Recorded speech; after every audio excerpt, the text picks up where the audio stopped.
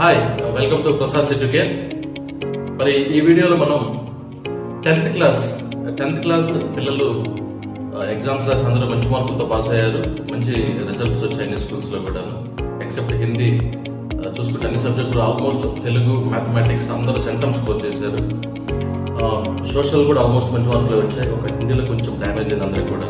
Of course no issue, all have got very good results. అందరికీ నా శుభాభినందనలు మరియు కంగ్రాచులేషన్స్.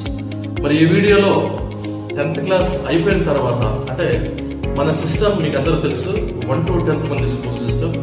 +1, +2 అంటే 11th, 12th క్లాస్ మనం ఇంటర్మీడియట్ అంటాం. ఇక్కడ వేరే స్టేట్స్ డిఫరెంట్ సార్ట్తో పిలుస్తారని చెప్పి నేను చెప్పాను ఆల్రెడీ.